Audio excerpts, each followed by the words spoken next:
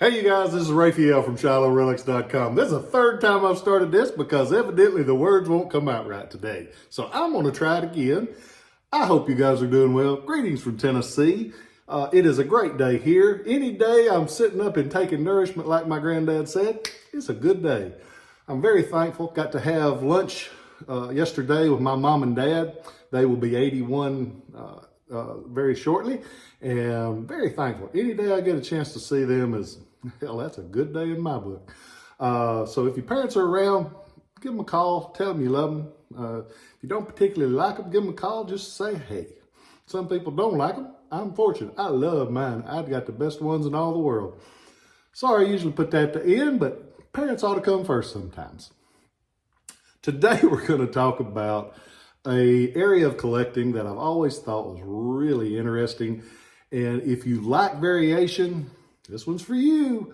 They are a simple thing, but a very important thing. There are spurs that went on the soldier's boot. And actually, I just thought of something. Hold that thought. Always prepared.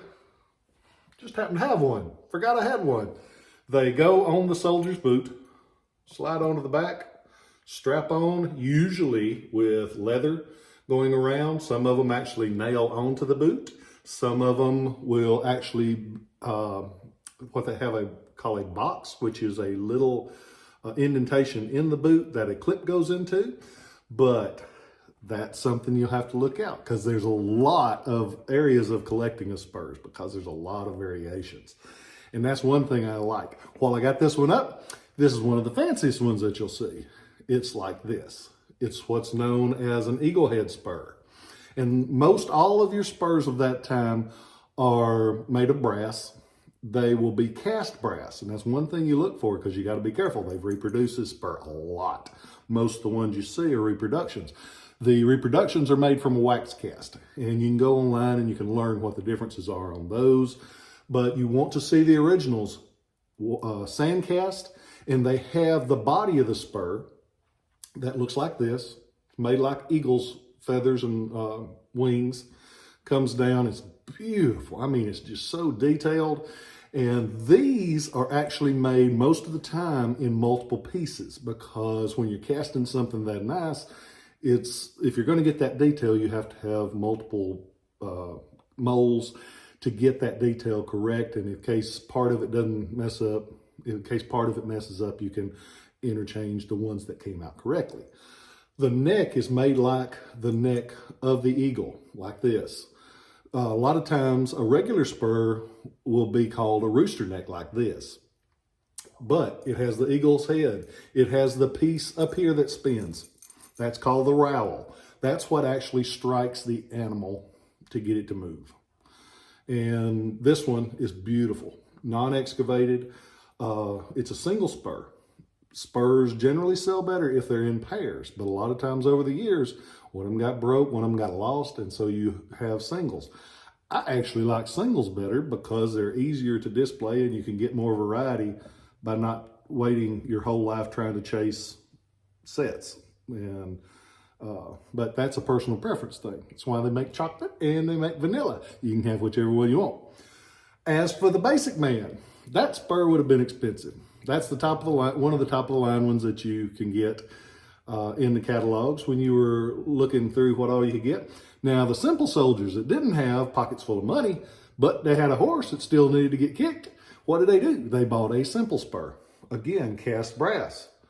And the neck, instead of being an applied piece, is actually a one solid piece. And these were cast completely flat. They cast them completely flat, put them around, and hammer them into the position that we know as a spur today. So you had a lot going on there. A lot of times there would be bubbles inside that brass that would make it break, and it would be very easily, and you never could tell when it happened.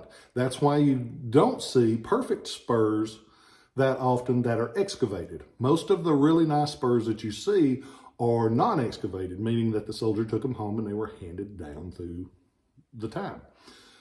But what I like about spurs, you can find broken ones for under $25, $30 still. you can get a whole one like this for in that $100 to $125 range. It's a lot of cool for $125 in Civil War collecting. There are varieties. There are ones that are completely plain. There's ones like this one where it has the floral pattern at the base of the rooster neck. And so there's a lot of variety. There's, and the Southern Spurs are a different ballgame altogether. They will usually start at a couple $100 and up. When you get into the Confederate Mark Spurs, they can be multiple thousands of dollars. But you don't have to spend that to have a really cool collection of Spurs. Go on to ShilohRelics.com. I just bought a collection. It's got a pile. And when I say a pile, I mean probably 75 or 100 cool Spurs. And I'm going to be writing them on. I'm going to be writing them up over the next little bit and get them on the side. Get them on as quick as possible. But there's a lot of variety. Basically, every one is different in some little way. Go on there, check it out. If you get a chance, there's a lot of really neat stuff that I've been putting on there. Still writing up a lot of those beautiful eagle head swords that I picked up. I got over 100 of them, so I'm still writing those up.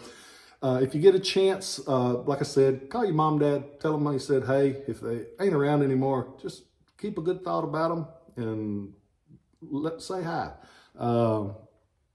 Because I still like to think my grandmother's been gone several years, and ever so often, I sometimes will say it out loud because I talk to myself a lot, but sometimes I'll just say in my head, I love you, Mama.